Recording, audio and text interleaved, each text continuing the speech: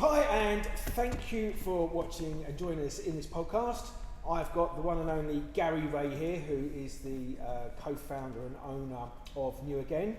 And today I'm going to be asking some questions, in particular to Gary, to get his expertise on lease car returns. Now, many of you are probably aware there can be a whole multitude of problems and issues that arise when you have a lease car, and Gary's going to go into detail today and explain comprehensively the do's and the don'ts and the problems that you may face on returning your lease car. So let's bring Gary in. Hello Gary, how are you doing, mate? Very good, thank you. Yes, so lovely summer's evening. Yeah, it's been a great day today. Yeah, and you are going to reveal all your expertise that you have on lease cars, if I'm correct. So, well, we've got a few questions. I think it's a big subject, and there's an awful lot of people out there haven't got a clue, so hopefully there's some information that we're going to give you today that's going to be useful to you. We're talking worldwide here as well. We're not just talking about the UK, we're talking about any country that has lease cars. Now, I can't say that I can give you every rule about every bit in the world. I can give you every different lease agreements and all of those rules and regulations that everybody works to, but some of these things that we're going to talk about today will apply to you no matter where you are, and you may have to read the print on your particular contracts or get help, but it gives you a much better idea of what to do and how to deal with it. You know, mainly we're talking about damage and scuffs and things and dents and what's fair wear and tear and what isn't, and what the problems you guys are facing, and who've got lease cars and want to return them and then don't really know of all the things to avoid, the pitfalls, and how to manage things so that it makes it easier. I'm sure a lot of you are watching now thinking, oh my God, I don't even ever want to lease a car again. I'm so frustrated, I'm so, what's the right word for something when somebody's got a bit of damage and they're worried about it? What's that, Steve? worry? Concern? Apprehension, yeah. Whatever, but you know, you've got a problem, you've got a bit of damage around your car, you don't know what to do, you don't know whether it's fair wear and tear, you don't know where to go, who to ask, other than, and I'm going to help you with this, go back to your lease company and try and get some help. So let's tell you a bit more about the actual problems. Yeah? Yes, yeah, let's go. So you've got scuffs and damage around your car, and you've got anxiety. That was the word I was looking for. Anxiety. And you know, you don't know what to read, what not to read, who to take advice from, whether to repair something or whether not, or have it repaired, or whether you touch it in, or what do you do? And you know, it's kind of not so obvious. It's certainly not very obvious when you're leasing out the car at the start. You get a new car delivered and you're driving around in it and thinking, you know, off we go, you know, not worried about too much of it until something happens and you think, oh, somebody scuffed it or whatever. Yeah, and then there's financial consequences, obviously, to the individual who's got the lease car when they return it, that in many cases they're unaware of the costs that are involved or how much they're going to get charged by the lease company. I think we all know that, you know, if we hire out some skis and break them, that the ski shop's going to say you've broken them, there's going to have to be some consequence. I think we half know if we're renting, well, I was trying to say half know, but most of us would know if you're renting a property that you would have to give it back in acceptable condition. Yes. You can't give it back with broken whatever, can you? But there'll be some things that are regarded as fair wear and tear and things that aren't. So, you know, there you are, you're in a minefield. I've scuffed the wheel, I didn't do it. There's people that have scuffed a wheel or something and then they think, well, actually it's a firm's car. Yes. And I'm working for the company. So there's we're going to make some more videos on this stuff. So if you're interested and you might be a fleet manager or somebody trying to manage this, or a company owner that's got quite a lot of people, and they're going, well, what do we do? You know, we've got 700 fleet cars here, and there's all sorts of questions coming up, and you know, people getting billed, and we don't really want our staff and our people to go through this and end up being billed for things maybe that they're not aware of. So we'll go on to other videos on those. We've gone on to the fleet bit, but I do know a lot about the fleet stuff. So watch this space if you're a fleet person or somebody who's got a car that's part of a fleet, and that you've got this kind of dilemma as to whether or not do the firm pay for it or shall I claim on the insurance. So for the damage I'm talking about, or what do I do, and what's the process, and you know, for when it actually goes back. So, so on we go then, Steve. Yeah, so basically what we've done today is we've compiled 10 questions, common questions or common issues that people with lease cars face when returning them. And so we're going to break those 10 questions down, and hopefully, Gary, you're going to give a nice, comprehensive, clear answer for anybody that's struggling or worried or, like you say, having a bit of anxiety about returning their lease car. So the first question that we have that you might want to address is, I've damaged my lease car and can I get the repairs done on the cheap? Right, well, that's a difficult question. I mean, what the measure of cheap is sometimes difficult. So my answer to that is that the rules of the game in the UK, according to the BVRLA, which is the British Vehicle Licence Association, I've done the training, we've got the badge, we've got the t-shirt, so we know, are that there must be no obvious signs of repair. So you can go to a repairer and say, you know, I've got a scuff and can I repair it, or can they repair it?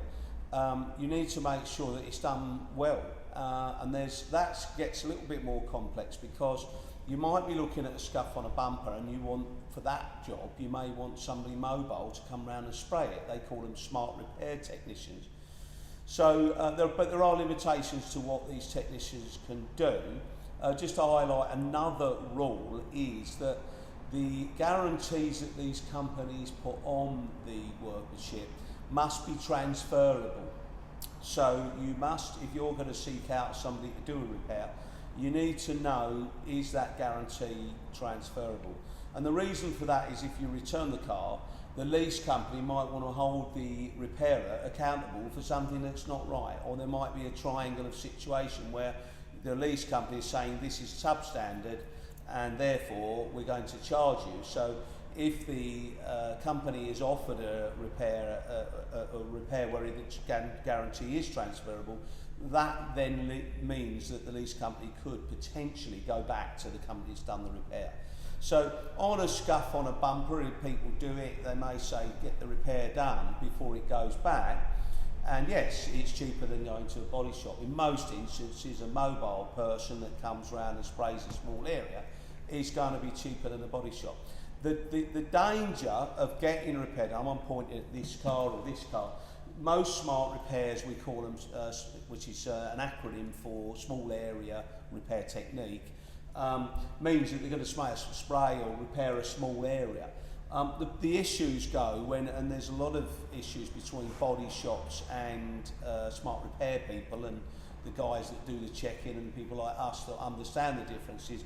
Most people don't understand the differences between what a smart repair technician can offer and what a body shop offers. So let me explain something. Right, so this car's got a bumper here, this one's got a bumper here. A small area of repair might be to respray an area on a bumper, and that can be done by a good technician to an acceptable standard, providing the repairs has no obvious signs of repair and the repairer's got the transferable guarantee, as we just said. However, when you start getting a bit of damage on a bumper that's gone into the wing, then the correct way to repair that is to respray the wing. So maybe some people don't understand what wing means. This is a rear wing and this is a front wing on this car. So we're talking about a panel now, and you know, there are smart repair technicians would venture into spraying the bumper, and then the damage might be on the wing and they're spraying into the wing. And this is where it gets complicated, because yes, oh hang on, I'm going to get it done a bit cheaper, but you do run the risk of getting charged for another repair, because the lease company may receive it and think, hold on, there's a fade line here, this is all looking a bit cloudy, and that's not going to be acceptable. And to be fair to the lease company, why would it be? They've got to sell that car at auction, or most of the time they're sold at auction, and they need to get the price back before they get their profit. They've leased a car to you for maybe 3 years.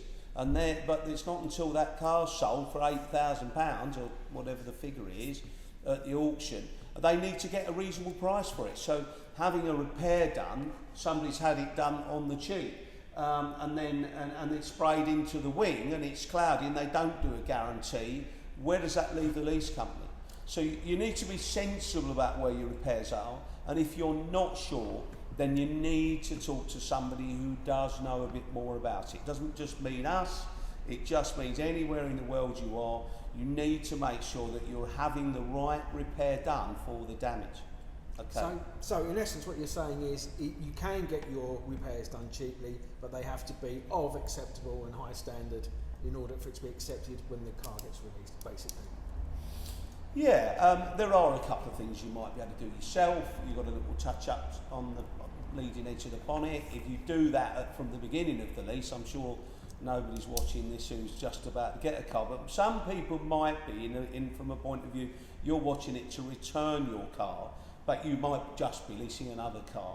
And you know, we don't want to overcomplicate this. There'll be lease companies that might be watching this and thinking, you know, we don't really want to put people off leasing cars with us, and we'll go into that a little bit further along, because I think lease companies are probably having arguments with people, and I say most of the time, a lot of the time, it's not the lease company that's at fault. It's most of the time, I'm going to say from my experience, is people are returning cars and arguing about what they think is fair wear and tear, and they don't know what they're talking about. Yeah. And often they're arguing about damage they didn't even know about. So we'll move on to that later on in the I think that's one of the questions that's covered. Yeah. So let's move on to the second question, because you talk about what, you know, fair wear and tear, but one of the things that people might be thinking right now before we go to the fair wear and tear and their assessment would be, what should I get repaired and what shouldn't I get repaired before I return my car? Another interesting question. My best advice is deal with your lease company. Most people have been to these different tradespeople out there, and I'm going to say there's nothing wrong with tradespeople, but they're limited with their understanding of the whole thing. So if you, for example, go to somebody who does smart repairs and you call them up, they're going to look at the scuffs on the bumpers and potentially advise you on what they can do with those scuffs. So from a point of view of them, they've got their range of ability, and maybe they'll over-advise you and say, I'll do my best with that and all that kind of stuff. And the reality is, you're taking advice from somebody who's thinking that maybe that same smart repair technician is doing work for a garage, a dealer, someone next, the next job. So they're not necessarily understanding the rules of the game of a lease return. And quite often, even if they do, they're being incorrectly advised by somebody else who doesn't know what they're doing either. So I'm not going to say everybody's doesn't understand it, but let's use an example. Say there's a small fleet, so somebody who runs a fleet of, let's say, 12 cars, they may be doing another job, so they're not going to be doing it. They're probably working for payroll, and then they handle the cars when they go back and the billing, and maybe they're limited with what they know, but they do know that they've had cars returned, and they've had bills and arguments in the past. So they're looking and thinking, well, I've seen a bill for that, and I know that we have been billed for scuff. So they're advising one of their drivers, maybe out of the 12 cars, that are saying, oh, you better get it done, get that repaired, because I know that we had an argument last time. So they're not understanding whether it should be acceptable, what it might likely cost to do, and what the recharge might be. And they've probably also been arguing about things that are on the car, that the car's been returned and the lease company sent a bill for, and they fixed this, and then there's a dent on the other side they didn't even see. Just to sort of explain that a little bit better, my experience is that most people check a car by walking round, just walking around it, looking at it, and they look at it from their shoulder height to their knee, so that gap between sort of there, halfway down the door and up to the edge of the roof, and they walk round and they look at it, and that's it. And no matter who they are, and I'm not saying people that are the experts, the lease companies and people who understand inspections don't, because they do understand that, yes, you've got to look under the bumper in case there's a crack. You might have a scuff here, But what they're looking for is this bumper, does it need replacing, because it might hit here and there's a scuff. But it might be cracked underneath, the bracket's broken. So, you know, most of the time these things are missed. And this is why people are arguing, because they're saying, well, I've had the scuff fixed and I thought it was all right, and I did, you know, and you all told me that. So imagine what somebody who's running a fleet of 12 of cars, that does another job that's trying to navigate with all these 12 drivers, the cars coming and going, who pays for what, but the company pays for it. There's been an argument in the department because, you know, that's our accountant that works for our firm, and he normally looks after these cars, and we've got a bill through, and the managing director's not keen, and then do we pay for it? And then what about John or Fred or, you know, whatever, this Karen who drives the little Fiesta? Why do we charge him? You know, so there's a whole lot there you can see that comes into play. And so getting a repair done on the cheap, first of all, is difficult, and taking advice from contractors, i.e. a smart repairman who thinks that you should repair it, because his understanding is coming from somebody who doesn't understand. And that's the same with the dent people. There's paintless dent removal guys out there, and ladies, I'm sure, where you get a dent in the wing and you go, oh, it's been dented, and I might get charged for a new wing to be repaired and resprayed, but actually, if I call in a technician for a dent, he might be able to push the dent out. And then the dent person comes along and then goes all round the car. There's 4 or 5 here. And then the question is, oh my God, the dent guy thinks that he's got to advise that he's got to do it because he's got his information from somewhere else. So the reality is, they think, well, there's this one, they're going to do this one, you haven't seen this one or this one. Most of the time they're between there and there. So that's why most people spend the money on all the wrong things and don't understand it. So my best advice is call the lease company, ask them for these things. Ask them for what standards you would be repairing the car to, so which is what the guidelines are, what's acceptable and what isn't. They should be able to give you guidelines. As I say, the BVRLA, British Vehicle Licence Association, in the UK, they set the standards for what's fair wear and tear across the board. Most lease companies in the UK are members, so in 99% of instances, you're going by those guidelines. Occasionally a lease company will write something a little bit more forgiving. The guidelines on the dent size can be no bigger than 10 mil.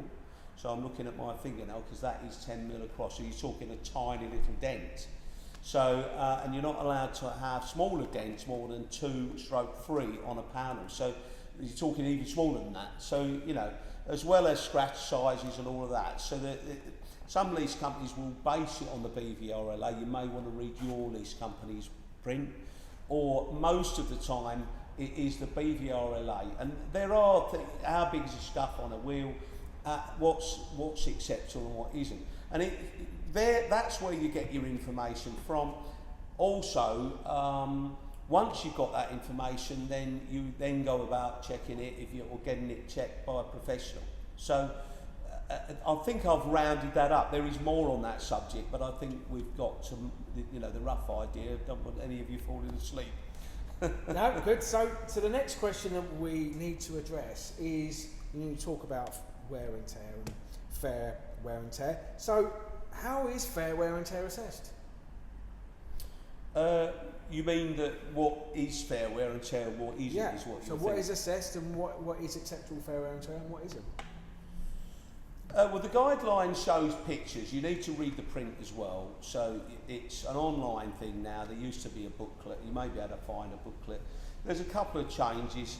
You can have a small dent in a panel, but you're talking this 10 mil. But if it's through a swage line, which is a sort of almost I'm pointing at a swage line here. There's another one, not really one. I might not be able to see it on the screen. Okay, so it's in the guideline. I can't going into the individual bits of what's acceptable and what isn't, but it's in the guideline and it says it. You're allowed to have a scrape on a wheel up to the size of 25 mil, which is an inch.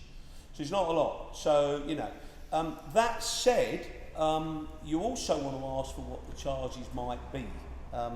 You can ask the lease companies. Most lease companies will give you an actual price on what they would charge you if they were going to charge you. So let's say you have got a scuff wheel and it is more than an inch, or 25 mil for those of you that are following that one. So what you really want to know is what is the likely charge for that scuff, because and lease companies, most of them will give you what they call a matrix of charges to give you an idea. Now, I'll add to that, and what I will say is most of the time, these charges are very fair, and quite often they're lower than the cost that it would cost you to get it repaired.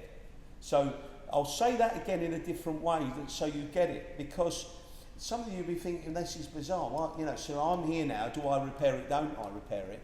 Well, the answer is sometimes the things aren't worth repairing, because the lease company recharge quite likely will be less than it costs you to go and get it repaired. So when you've got this scuff on this bumper, you need to read and look at the pictures that the lease company's telling you, and what they're likely to charge, because you might find that getting that repair done by the guy that comes round, or this person that does the repairs, and it might cost you more than it otherwise would cost you if you just returned it and accepted you might have to pay for it. Yeah. So just to give you an idea on the alloy wheel one, an alloy wheel repair roughly, and by today's date, might be £100 to repair. And you know, again, you've got to have it repaired to an acceptable standards. You don't necessarily want someone to spray it in and make it look good. You know, it has to be done to an acceptable standard. So let's say £100, £120 for a wheel refurbishment. Quite often the lease companies will charge less. And you can often ask them, could you give me an idea? What you don't want to do is just take somebody's word for it. So if you ring the lease company and say, can you help? The lease company will often say, yeah, we've got a list of charges. You need to find where that list is. You need them to email you, or if it is on the website, send me a link, so that I have something to make reference back to should I be charged later. Because if you are charged later, you should be able to say, hold on, I did call, you've sent me a link, it says 120, I've got a picture of what my wheel was like, and mine was like what you're saying.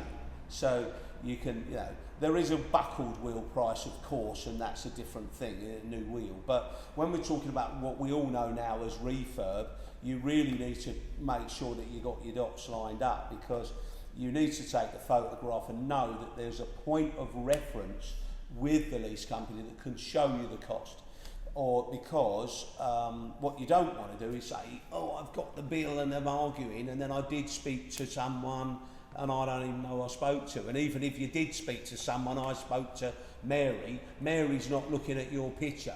She's trying to advise you from the lease company, well, yes, you might get charged, and it could be £120. That's what I've got in front of me. What you need is that in front of you. So, Mary, can you email me a link to that, as I've just said, so that if you return it, you can say, here's my photograph of the damage, and this is what you're charging me, and I think that might be fair or not fair. So we got that? Yeah, I think so, and I think that's very good advice as well, so that's well put, very interesting. So the next question that we have is actually what happens when the car gets returned? So what's the process, you mean? Yeah, and just, you know, if we can keep it as short as possible, but what is the actual process that's involved, like in a bullet point format? In my experience, most lease companies have tried things in varying different ways. Companies try to make them accountable for inspecting the vehicles on site and wherever it is, because they want basically the argument, if it's going to be an argument about what's on it and what isn't, that it's better to do that in somebody's driveway or at their works premises or whatever. The problem with that, and where they've been facing issues, is trying to check a car when it's pouring the rain, or it's parked in a spot, or it's dirty, or it's dark, or you know, or you can't get to one side of it because somebody's parked it and all of that stuff. Yeah. So you know, a lease company, to be fair to a lease company, they need to be able to check it in a consistent environment. So most of the time, it's, you know, it's ended up that they'll send a driver out and the driver checks it over. Some of you people might be thinking, the driver's checked it, I think it's all right. Well, you know, if it's raining, dark or whatever, a driver can put that on the form, and which of course you would do. The driver isn't necessarily a trained BVRLA inspector anyway, so if they do check them on site, quite possible they would. Most of the time you get an inspector turn up and a driver. Yeah. So if you're done and then it's a driver, they'll often mark bits down because they still don't want to be held responsible when they return. But most of the time the car will go to a compound, so the driver turns up, you've got your appointment, they come in, they will go round it, mark, can you sign it, I'm taking it, can I go? In my experience, most of those drivers try to relieve you by telling you, should be fine, you know, it's because if they say, and then people are arguing and then the driver doesn't get to take the car. So a lot of drivers are trying to appease your stress by saying, we think you'll be all right, but you're really never going to see that driver again. And so the driver's trying to go, and actually, really, again, the driver doesn't really know whether you're going to get charged or not. Yeah, and his job's just to pick the car up at the end of the day. Pick the car up and cover his back. Absolutely. Yeah. So then the car then, by the way, goes back to the compound. Usually it's a compound at an auction. And most of the time these companies have got an arrangement with the auction where they've got cars parked there ready to be auctioned, and they'll have a hut or something there where your inspection's done, as well as potentially an inspector and somebody who actually decides whether they're going to charge or not. So just to give you an idea, when they say it's going to charge yes or no, what normally happens is the inspector goes round and checking car after car after car after car after car, then produces the information for the person to make the decision, and they'll go, that's got charged, that's charging. Occasionally they'll stick a wiper up, that one's got to go to a body shop for an independent decision. That's for those people who've had a car done and had it done on the cheap and there's all filler and there's an obvious sign of repair. That car may have to be singled out and taken to an independent body shop who put a magnet on it and put their test products and say, hold on, somebody, Uncle Fred, down the bumpy road has put filler all in here, and that's not acceptable. So they get that, fish that one out. And I'm going to tell you this, those kind of repairs are often charged at quite a reasonable amount of money. You know, why wouldn't it be?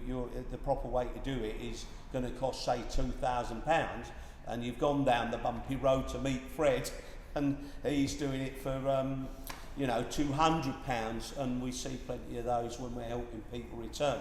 Because when they do a pre-lease inspection, we do those, then we're going to say, hang on, what's happened here? What's happened here? And then, we can deal with that most of the time before it goes back. So take it back to Uncle Fred or get it repaired properly, and that's how you should have paid the more money in getting it repaired properly. Yeah. So the process. So just in finishing the process, then the guy who's done the inspection passes it on to the boss guy or whatever lady, and then she'll say, right, that goes off to a department that does the charges.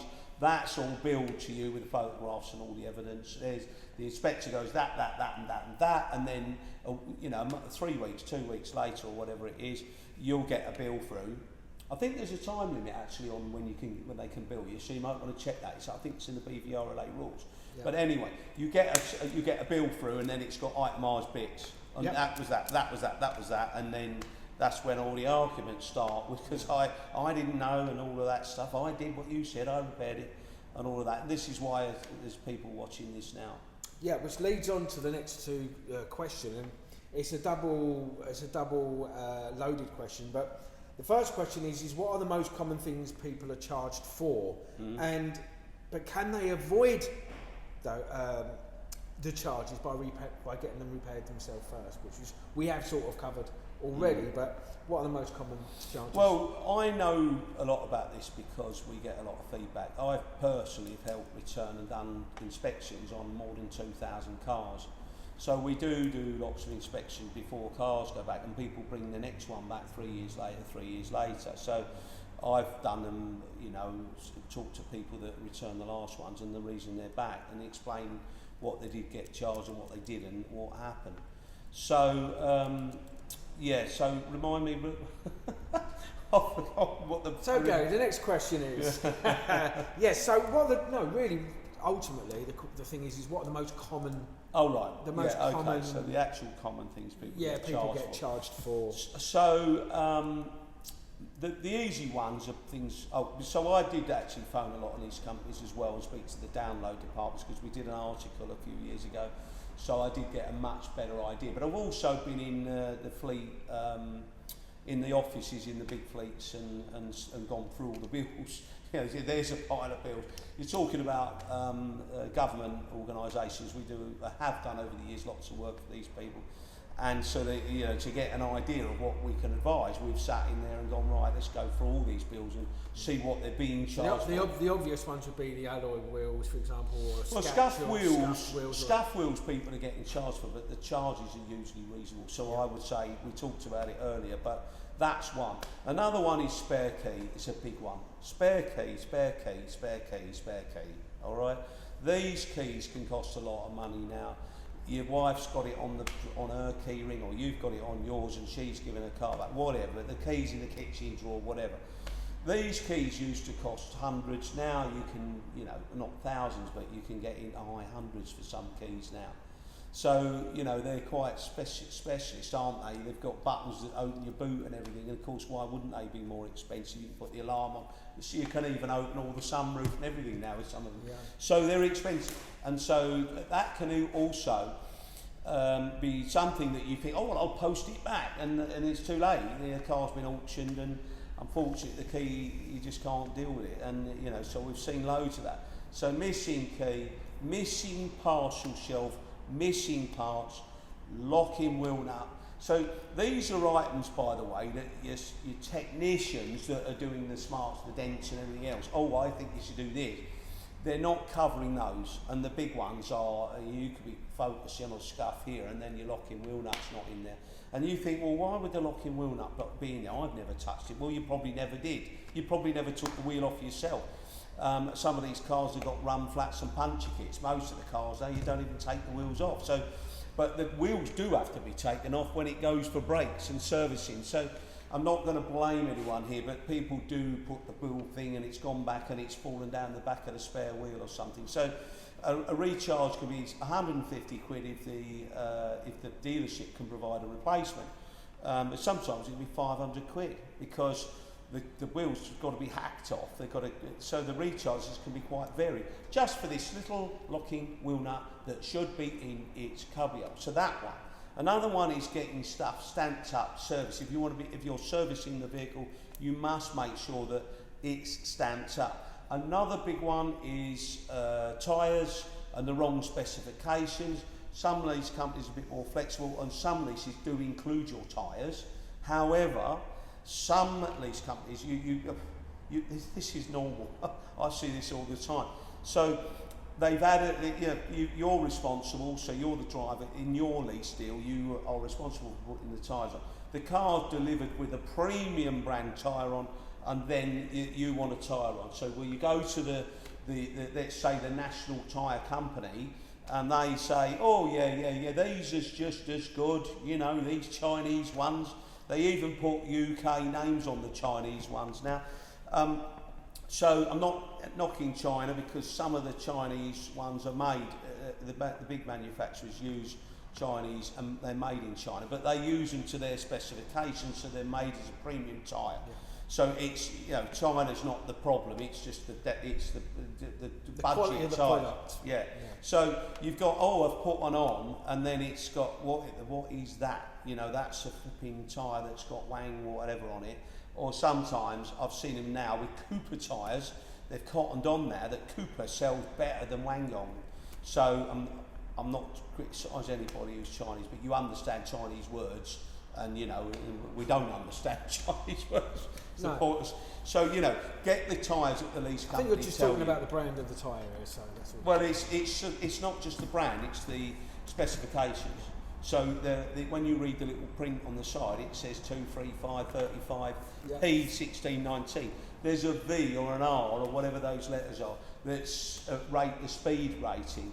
So yeah, check with your lease company, ring them. And by the way, if you're ringing them about damage, don't think they're sitting there writing it down. I get people say, I didn't ring them. Why not? Well, I thought they might not notice. You know, well, the person you're ringing is not going to be the person who's checking. They don't ring them up. I've never known that. Hello, ring, you're in the shed, you do the check. Registration 402 dirt. The lady's rung and she's mentioned there is a dent on the boot. Could you make sure you don't forget that? Believe me, it doesn't happen. So if you're ringing the lease company, tell them about the dent and say, can they help? Some lease companies will allow you to send a photograph and then they can at least assess it and give you some advice. Great. So moving on to the next question, which is, can I find out what I'm going to get charged on specific items? So if you, let's say you know you've got a damaged wheel, can you find out how much that's going to cost from the lease company? Yeah, most lease companies will give you a matrix of charges. We spoke about it earlier, but yeah, so what we're talking about there is I've got a scuff on my wheel. I understand from the guidelines that it's not acceptable because it's 5 inches long, and I've got another one on the other wheel and another one on the other wheel. So what are they going to charge for those things? So you need to ask the lease company and make sure you're talking to somebody at the lease company that understands what you're asking for, because occasionally you might be wrongly advised by somebody who doesn't know that there is a matrix of charges available. So you call them up. Am I talking to the returns department? If somebody knows about returns, some departments called off-lease, so you call them up, hi, can I speak to off-lease or the returns department to explain that I've got some damage and I want to deal with it before it comes back, and what would I have to pay? So give me an idea of what you might be likely to charge me should I give it back. Ask me another question. I'm not sure it's on there, but I want you to ask me this. I want you to ask about what a threshold might be. Do you want to ask that? What a threshold might be, Gary, for those that are watching. Right, so a threshold. Okay, so most lease companies won't charge you if you've broken a front number plate. It's just, you know, £26 or £40 or whatever the figure is. It's just not worth all the admin, and they don't want to charge you if they don't have to. But if you've got 4 scuff wheels and they say, let's say it's £100 each, so the wheels are £100 each, that's £400. That may have gone over their own financial threshold. Some lease companies will tell you, we had one in the other day, the threshold was £500. So we know that if it's only got 2 scuff wheels, after inspecting the car properly, I'm going to add to that and come back to that in a second, but most of the time, if it's got 4 scuff wheels and it was £400 and you can see on their matrix of charges that it is, and the threshold is 500, then you might take the chance to give it back, because there's a good chance you won't get charged. If you've forgotten the key, and the keys are £250 recharge, and you've got the scuff wheels, that could be different, because what we're now talking about is something that is £400 for the wheels, and you've got the key 250, you've gone over the threshold, right? So even if you could get the key back, they've billed you already, they've gone through that process, so the likelihood is that you want to be charged for the 4 wheels and the key. If you're lucky enough to get the key back, you're still going to get charged for the wheels. So that's why you need to dot the I's and T's from the start. And if it was over the threshold, you might get charged £25 for the broken number plate. So just to explain it in another way, if you were driving down the road and the police were following you and your rear light was out, they may pull you over. What's going on with your rear light? Now, is the police officer going to punish you for one light that you may not have known that was gone out, and, you know, I didn't know, whatever. But they will punish you if they suddenly say, well, let's have a quick look. Have you got bald tyres? Oh dear, you've got 2 bald tyres and cracked windscreen, whatever these things are. So hold on. So now they're gonna book you for the tyres and the broken glass or the back light as well. So you get it's similar. What you're basically saying here is there's a threshold value, and depending on the accumulative amount of the damage, really depends on whether you get those repaired or whether you're actually going to pay anything, because once you've reached that threshold or gone over that threshold, the chances are you're going to be billed for all of it. Yeah. And something else to add to that, you might have a bit of bird's muck staining on the bonnet, and you go, are they going to charge me for the bonnet? If the bonnet's a panel respray, that could be a £500 to £1,000 recharge. Most of my experience, to be honest, that would be the cost of getting it repaired at an acceptable body shop, because it's not a smart repair. Somebody might better touch it in for you, there's a little chip, but if you've got a bird's mark up the size of a tennis ball and another one nearby smaller, then you now have got your fingers crossed, yeah? Now, it might be, it can be polished and it can be improved, but you're still thinking, are they going to charge me? You may then decide to get your wheels refurbished. Does that make sense? Or get the dent person to do the dent. Because then if the wheels are all nice and shiny, does the lease company then say, I'm going to charge for that? Because if the car's lovely apart from that, it might fall under the threshold if it's 500 as recharge, if everything else is right. So you've cleaned it all. So the right way to go about that is assess the car and then make a decision on what makes sense to do and what doesn't, based on what threshold you might have. So it's talk to the lease company, call them, hello, have you got a threshold? Can you give me an idea? Give me an idea of the charges. Can you tell me the charges? What's acceptable and what's not? In an ideal world, you need to be in charge of your car, or you need somebody who knows a bit about cars, not the person who's going to sell you what they think you need.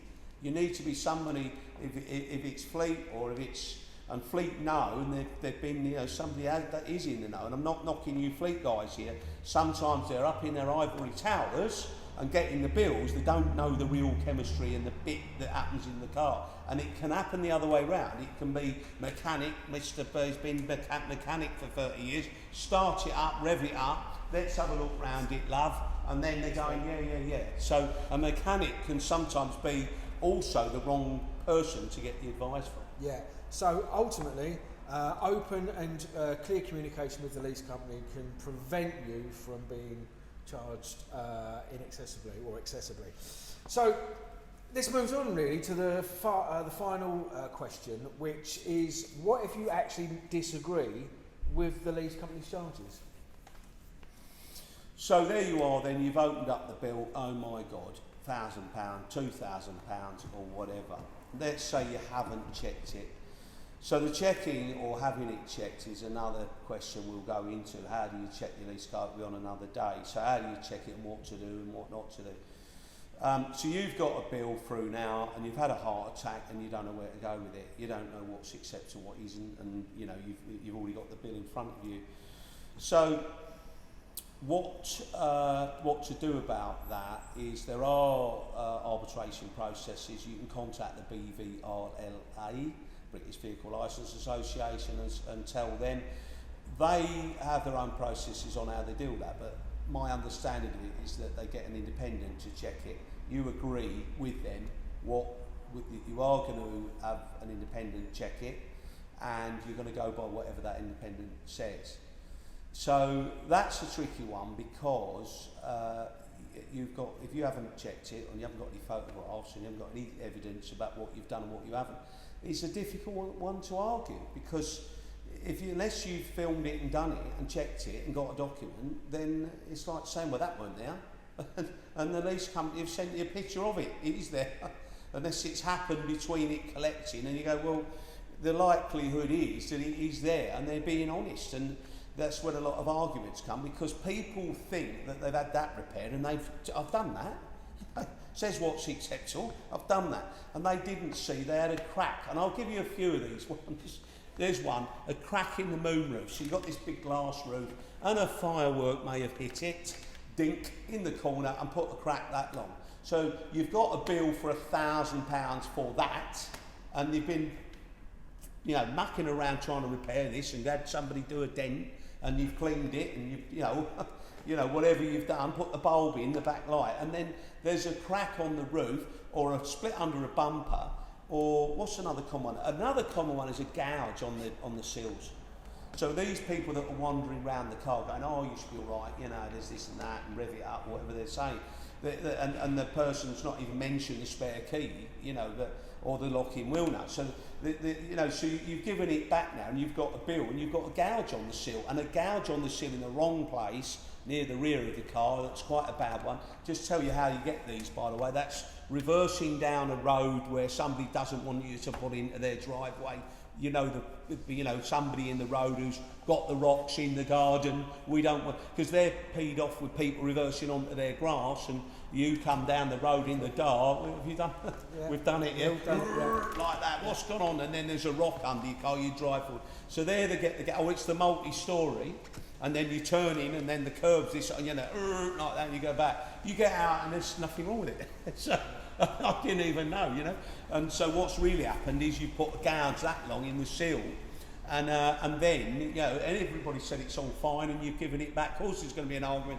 2,000 quid as a charge for some of those I'd seen, and rightly so. You can think, well, that's ridiculous. They're trying it on. That's ridiculous. Well, let me tell you this: the rear panel is one of the biggest panels on the car. Okay, except boot bonnet, but it's the rear quarter panel on a car is much bigger than you think, because it goes all the way down the sill. In most cars, it's part of the strength and the integrity of the car. So so they're bills where they're places where you can get a very surprisingly big bill.